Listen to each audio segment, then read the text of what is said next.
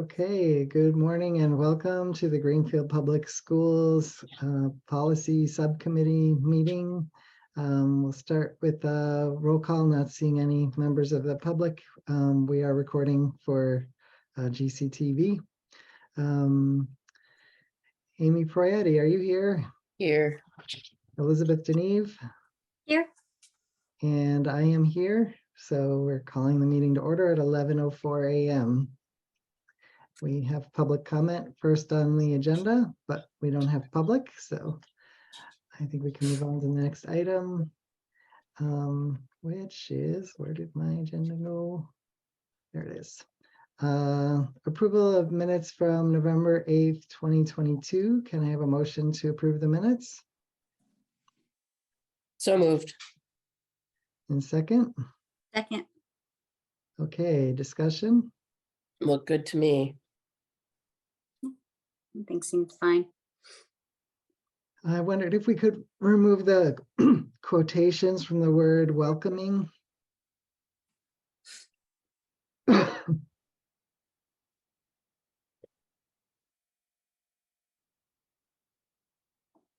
Any objection to that as a, No, okay, I'm just trying to look at it. Give me a second.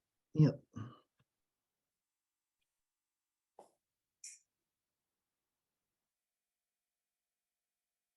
Oh, yeah.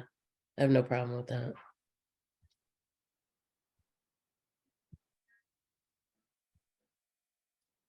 All right, ready to vote? Amy, Yes. Elizabeth, Yes.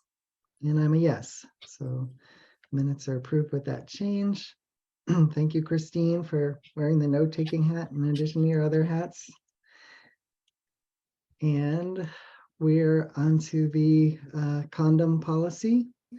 And Christine, could you unmute and give us a little bit of the history here?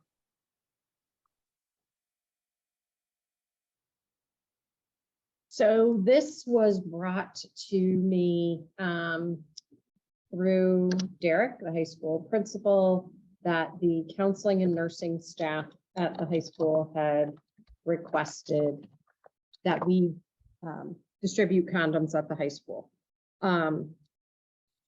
Previously, there was discussion at the committee level about health and wellness, which the staff at the high school feels was supportive of it. And we do have health standards that speak to awareness of various types of contraception, does talk about birth control, sexually transmitted diseases, pregnancy. So their feeling is that it is in line with the Massachusetts standards for health, which students are required to take. And pretty much every surrounding district to us distributes condoms. The draft policy is what, it must be the MASC draft because it is identical in every district that has one. We can certainly create a structure in which condoms are distributed through the nurse's office, and if parents want to opt their children out, this is what other superintendents have shared, that if a family chooses to opt their child out of being able to receive them, they send in a note, it's maintained in the nurse's office. If a student comes in to get some, the nurse confirms they don't have an opt-out letter, they're able to take them and opt them out. So. And is that just kind of done at the procedure level at the school? It doesn't have to be included in the policy? No, I would say the procedural piece we can certainly handle, and it would allow some variation by the nurse or the principal, depending on, you know, how they find that option of a procedure would roll out. To me, it makes logistical sense that it would happen fairly orderly that way. One of the pieces that was brought up is that the only place in town where students are able to get condoms at no cost would be through Tapestry, and they have shared that the hours are a little bit variant And so not always conducive to when the students would be able to get them. So, Great. Thank you. Mhm. So then I think the motion would be to advance the policy as written to the full school committee for a first reading. Or do people want to do it on an emergency basis, Christine, and have it done right away? they've been advocating for this for a good chunk of the school year. So I think if we were to, I think they would appreciate if we did it in either direction, you know. Okay, I think they would share that it's, you know, it's always a good decision to move things along to support student health. But if the committee felt more strongly about having greater discussion, I don't think there's much harm. So I would support either way that the committee felt okay with. so maybe we can just say we'll advance it to the school committee for a first reading, and then the school committee can deliberate about whether we want to enact it right away or follow the normal policy. Certainly. Okay. So is there a motion to that effect? I make a motion to bring the Condon policy to the full school committee for a first read. In a second, I'd second that. any discussion? I'll just say I appreciate the initiative of the teachers in bringing this to us, and I'm glad that we're acting on it. I know there's been a delay, mostly due to my struggle getting this on the calendar, so I'm glad we're finally doing it. Thanks, everybody. And so we'll vote. Amy, Yes, Elizabeth, Yes. and I'm a yes. Could Great. one of you please just tell me the letters of the policy? I don't have it open in front of me. It is JLC, wait, I'm sorry, JLCDA. Thank you. Great. All right. And next we are returning to, I think the next one's cell phone policy. So we had a discussion on this in November. Elizabeth was interested in changing the language to make it a little more welcoming. I wanted a little bit more time to think about it. And so it's back to us now. I basically didn't think it needed a big revision to make it more welcoming, but I did make some changes just, I thought, for clarity and better language. So that's the revision that's in front of you now. Where is that, in our Google Drive? It got emailed to us, yes. Well, I'm not sure when it got emailed to us, but I can share it. Why don't I share it on my screen? That would be great, because I am having trouble locating it quickly. Okay. Christine, can you give me share privileges? And I will find it.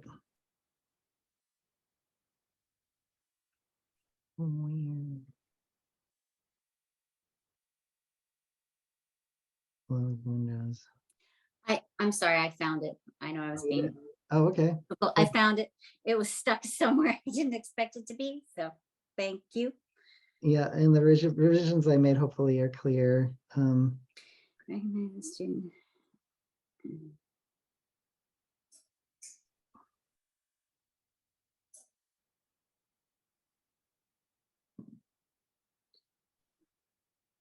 are you looking for a motion, Glenn?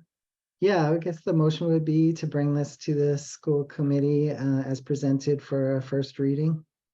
So moved. Is there a second? I will second it. Discussion? I think it looks good. I wouldn't, yeah, I think it looks good. I think we should try to move ahead with it. It still frustrates me that it closes the door to future use of this technology in educational settings. That's not involved in the policy. But I mean, I'm sure that discussion will come up in the full committee. Yeah, we can definitely discuss that in the full committee. I mean, it's a good beginning, and I like the changes that you made. Negative consequences is great that that's out. It's just hard not to acknowledge that something that they're going to have to use every single day in their lives in order to get along in our society is sort of, we don't have a philosophy on that would address the pros and the cons. Do you know what I mean? I hear you. Yeah. I guess I would add that even for adults, there are appropriate times and places for cell phone use. And it's consistent with our policy and our educators' approach to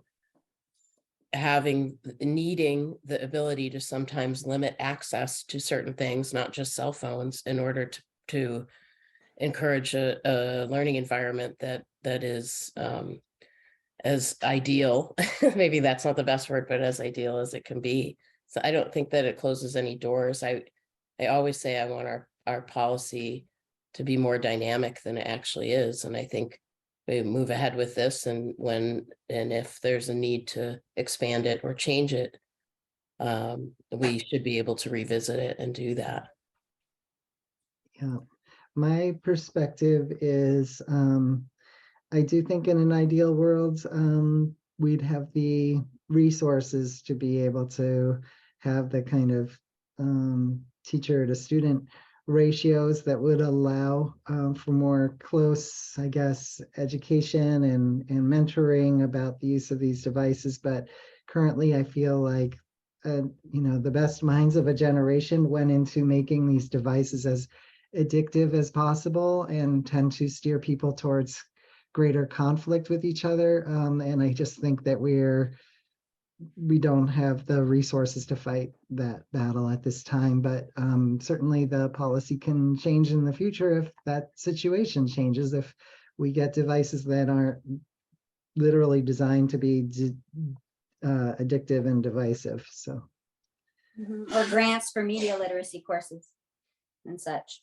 yeah, maybe you give people cell phones for the duration of the class, and you teach people that while they're in the classroom or something. But for the time being, doesn't seem like there's an educational need for the cell phones. So, all right. So should we? Let's take a vote on this. Unless there are any other comments people want to make. Okay, Elizabeth, No. Amy, Yes. and I'm a yes. Great, so that passes. We'll go to the full school committee. And good discussion, thank you. And we're on to review of section G. So I think, if I'm right, this went for a first reading and now it's back to us. And I haven't received any feedback on section G from anyone. So does anyone have any additional, or I guess we could have a motion to advance this to the school committee for a second reading. I'll make that motion. And second? I'll second it. Yeah, discussion. I have one thing. I think I just have one thing. The policy, this relates also to the condom policy that we just moved forward. So I'm talking about GBD. It's one of the first ones in the section on school committee staff communications. Yeah. And we had at one point a policy, I just trying to build kind of a parallel here. We had a policy that we've since rescinded or revised regarding not allowing public comment from anyone unless there was an agenda item about the topic that they wanted to make public comment on. And that policy proved impossible to enforce until the person was already speaking. And we have a similar situation with GBD. It's not identical, but we don't have currently a precedent for preventing teachers from communicating directly with the school committee, even though our policy says they should be going through the chain of command and through the superintendent. And, you know, the first thing that I would say is that the sign of I think, a very healthy school community is that we have strong communication protocols. And I think that we have improved in this area immensely. We have much less comment from staff members at school committee than we did previously. But this is not, this is something that I would like to maybe at the full committee member level, or maybe there are thoughts here that would be helpful.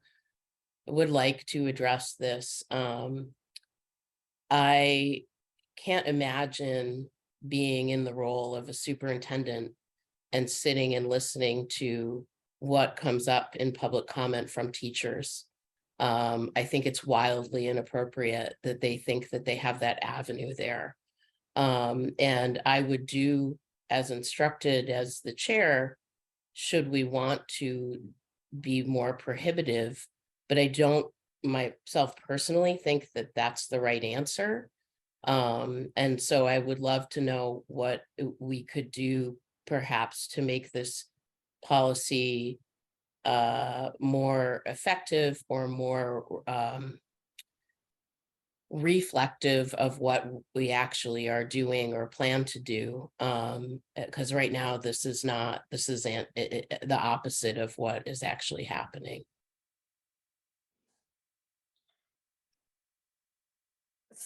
To add another layer of complexity, recently there was a court decision, a public body in Massachusetts had a basically a civility policy for public comment, and basically it got struck down that you know, committees cannot kind of create a public forum for public comment and then try to limit what people can say or whether it can be civil or not. So I don't know if there are also legal issues that are created by, I mean, I know that Mask, you know, vets their policies through the law as it's written at the time, but this was relatively recent.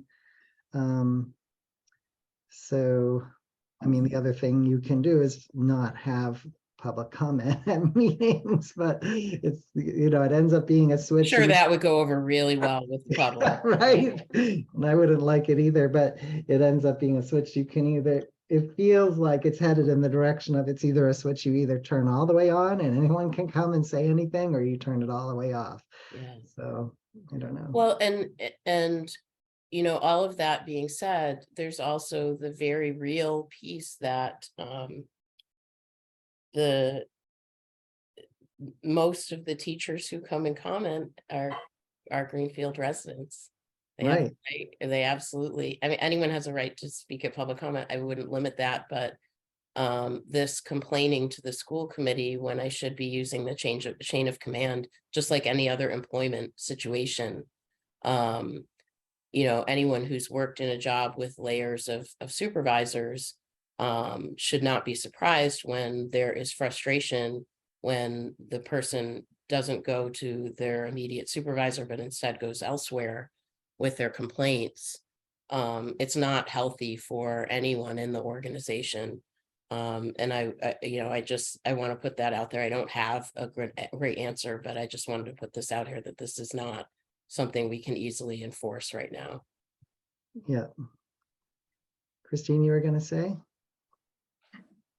I guess I have a couple thoughts. Staff is not supposed to be talking in front of the school committee about things that they would only know within the course of their employment if they are speaking as a resident. So they can go and talk about, you know, anything that would have come up in the course of public knowledge that certainly, you know, doesn't fall within the chain of command in any way. The other thing that was, you know, is interesting is the implementation. There was a lot of public comment at the last meeting about the redistricting, which is completely within the realm of the school committee. You know, Mhm. that is your decision as a body. So that, you know, that's an interesting piece because it is your decision. My certainly preference as a superintendent would be that school committee holds staff to speaking to me about administrative issues, redirecting them, even if it's already out, to redirect them to speak to me. I think that in the past, when it's committee members have actively recruited feedback from staff to the full committee, completely ignoring your own policy. Mhm. So the committee first needs to follow whatever policy you have.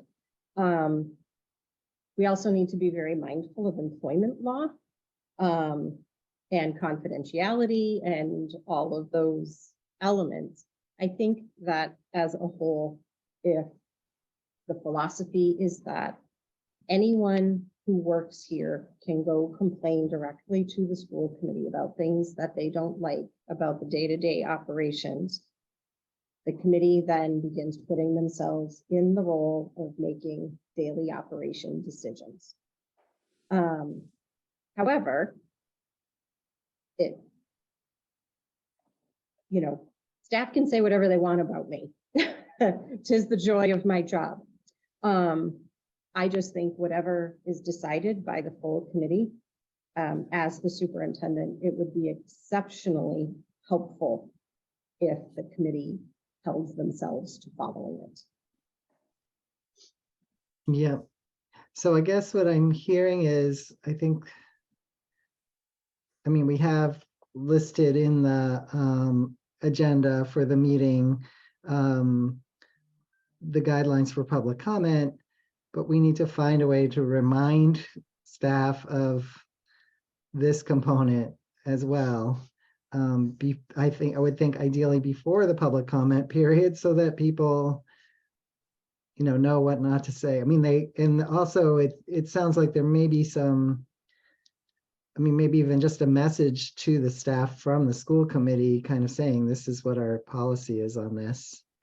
And then, and then you're also saying, so are you imagining, Christine, that if a staff person started basically not being appropriate in the public comment period, that the school committee would interrupt their public comment or remind them of the policy? I think that,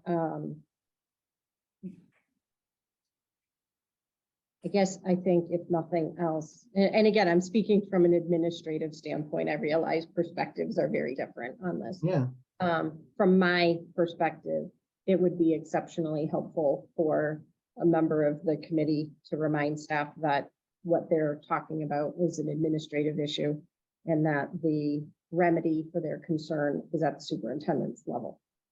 I think just the message that you are, you as a committee are not taking up their issue, it has to go back to me. No different than I do, quite frankly, when I get a complaint from a parent about a staff person. That gets referred back to the building principal. I do not entertain that because they haven't addressed the concern at the closest level to the complaint, which is also in your policy.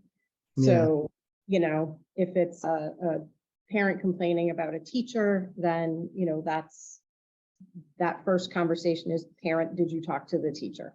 Then it's the principal.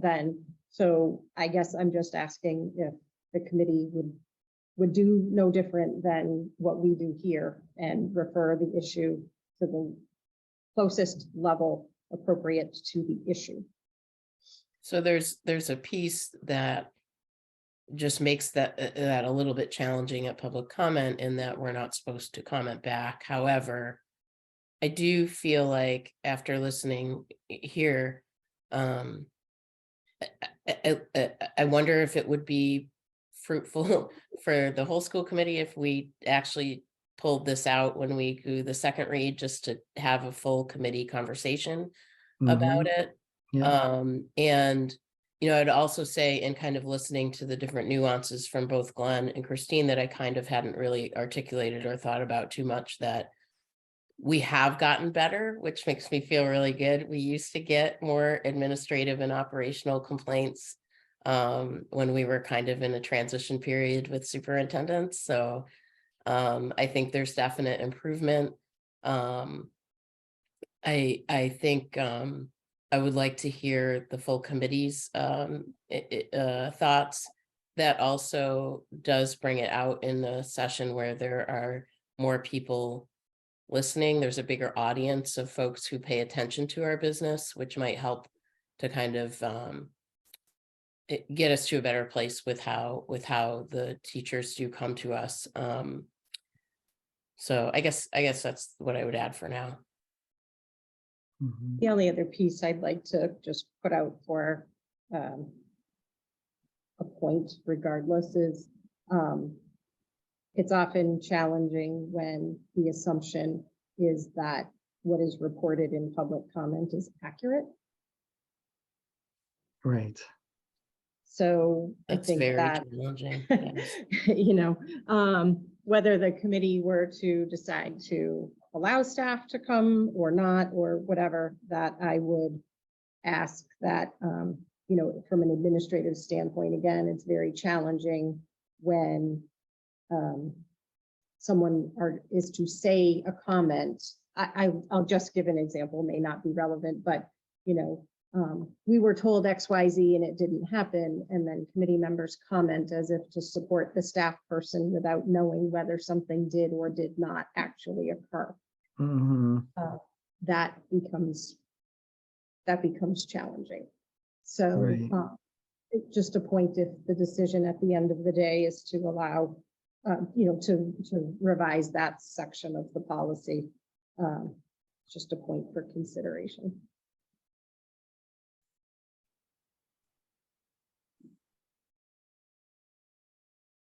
Elizabeth. I'm not opposed to any of that. It's nice to hear everyone's perspective on this. I do think that the quickest way to make everyone strongly dislike you is to curtail their public comment in any way. And I don't think that would make for great staff relations. But I also wonder, we never really hear any grievances don't come up. And I'm wondering how clear the line is for staff to understand what to do. Maybe it's a question of just not understanding the ladder, how to go. For They example, clearly understand how to file a grievance. Yes. That I can assure you. well, whether they know how to, it's not really my question. It's whether when do they know when to, like, Oh, you know what I yes. mean? Because do. like, for example, and when I went to the YELO thing, this actually was the #1 topic. Students wanted to know how they could engage with the school committee and how they could get things done. And I said, well, you haven't even started at step 1. Like, you've got to go and talk to who's in charge. You got to talk to your principal. You can't just go all the way up to the school committee immediately. You've got like all these rungs to climb.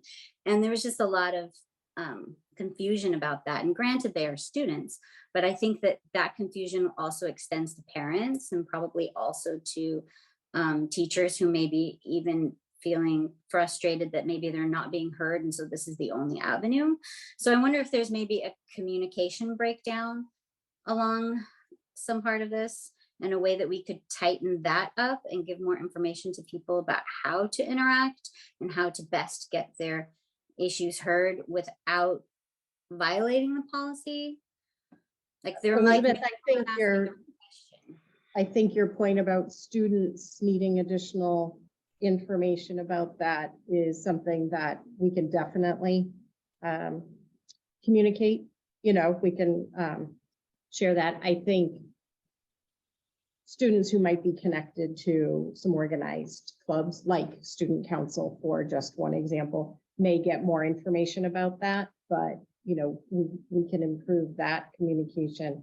But any of our staff that are members of collective bargaining units, there's a very clearly articulated grievance procedure for them, and they have grievance chairs in all of their units, and they are quite happy and know exactly how to utilize that process. But students and even families, you know, that very well may be the case.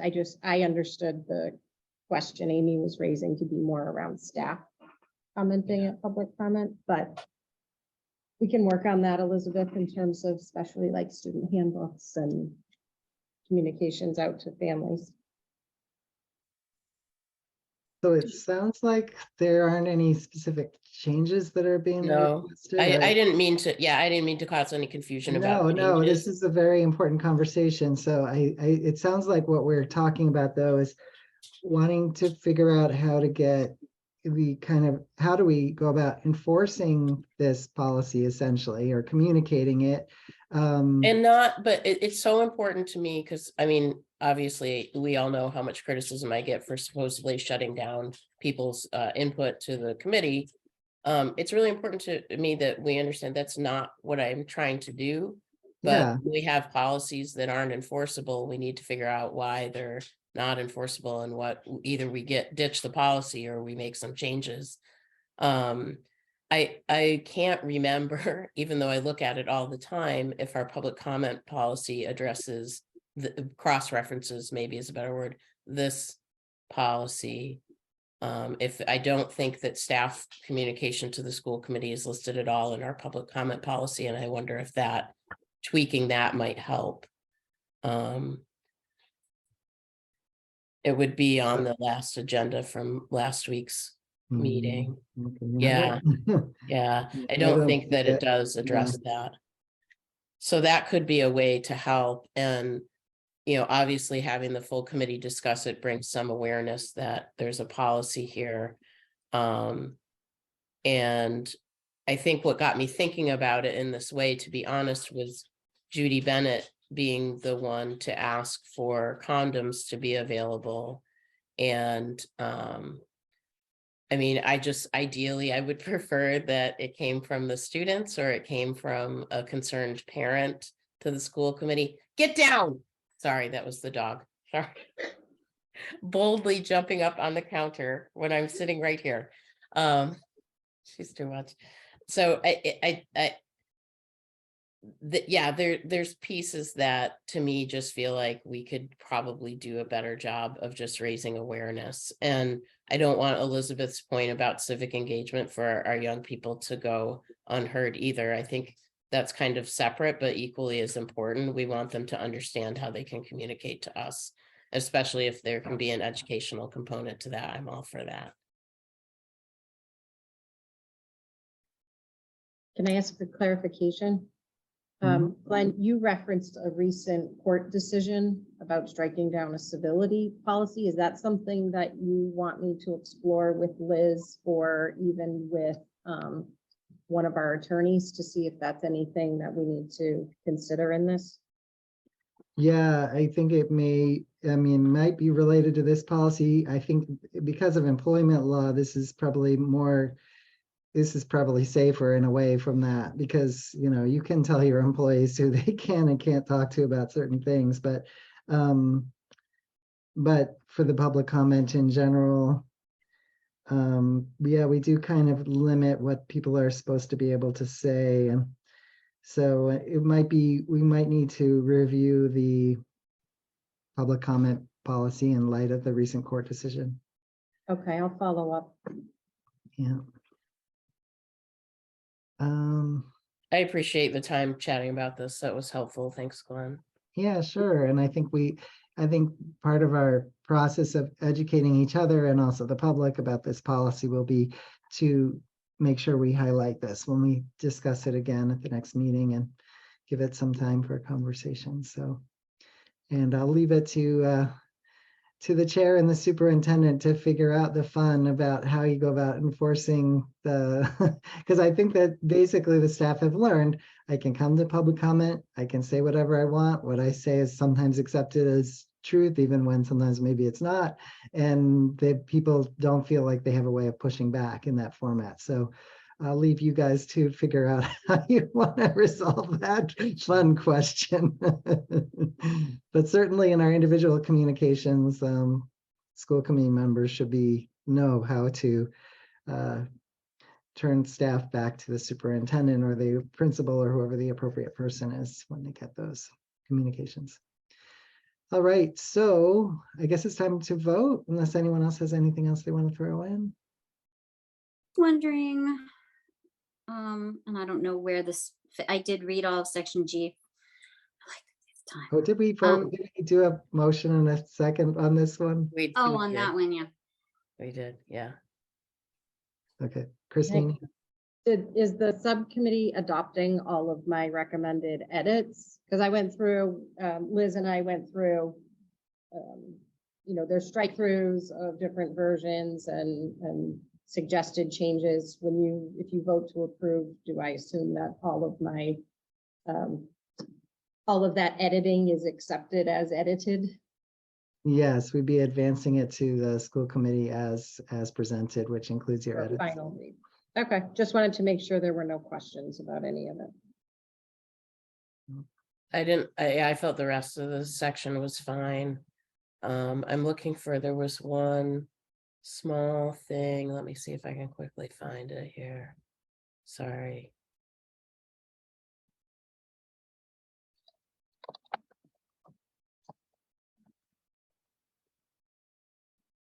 I have a question too. Please go ahead.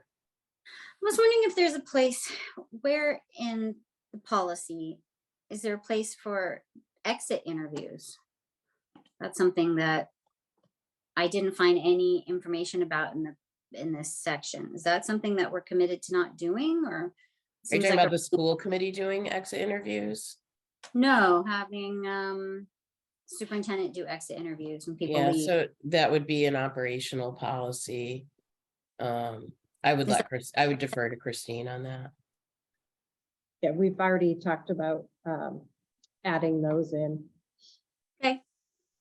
Because I know I've asked quite a bit about it, but I'm not sure 100% where it fits in this. So I wanted to ask. It wouldn't fit in policy. Okay. But that's something you guys are going to implement at some point?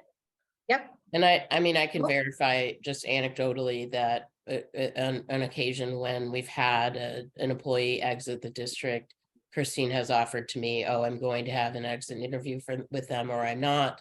And I know in my experience working with her that pretty consistently one is offered. Maybe it's always offered. I know the policy is kind of evolving. But and I know that some have taken her up on it and some have not. Yeah, we have had situations in the past, which is why I asked you to clarify, where outgoing administrator has asked to have an exit interview with the school committee. And we have been strongly advised by legal counsel to never, ever go down that road. And so that's why I was like, which are we talking about here? Okay. Yeah. I just wanted to check because I know I've asked about it like 4 times. Just wanted to see if there was any movement on that. Okay, great. If I had anything else, Glenn, it has left my brain. So the rest of the section looks fine to me. Okay. Great. So so ready to vote. Elizabeth, Yes. Amy, Yes. and I'm a yes. So we will advance this to the school committee for a second reading as presented. Great. Let's see. I guess I just have a quick administrative question. We do have a date scheduled for the first Thursday in April, which would be before the next school committee meeting. Is I that was the assuming 6th? we had a bit of a backlog that we might have wanted to work on. I think this deals with the kind of most urgent things. Is there anything else, Christine, that you need from us before the next school committee meeting? No, thank you. My only question is the next section's H is extremely small, so that has been, I have reviewed that. I have, that's ready to go to the full committee. Section I is very lengthy, but my goal is to get that ready for the April meeting. But Okay, if we follow the process, those sections would go to the full committee first. yep. So I guess my question is, given that the next subcommittee meeting is before the full committee, is there anything that we need to start that next agenda with? Yeah, I'm wondering if we maybe want to skip the first Thursday in April, since it seems like we'll have enough, we'll be bringing enough to the school committee in April anyway. Okay, so let's plan to cancel that first meeting in April, and then we'll give you on our regular schedule of, is it first Thursdays, starting in May? So starting in May, okay. Yeah. I'm fine with that. Okay. Great, so we're gonna have we'll have to do an affirmation of our emergency policy thing, so that will come back. We'll have H, Christine's aiming for I, and we'll have the second reading of this one we just looked at. Was it G? G, And then we'll have the condom policy and the cell phone policy. So a full plate, I think. yes. So the next meeting for us will be May 4th. That Yes. sounds right. Yep. Okay. Just putting it on my calendar. Okay. So with that, I think I will take a motion to adjourn. So moved. Second, Second. all in favor, say aye. All right, aye. Okay, great. Thanks, everybody. Good work Thank today. you. Thank you. Take care. Bye. Yeah.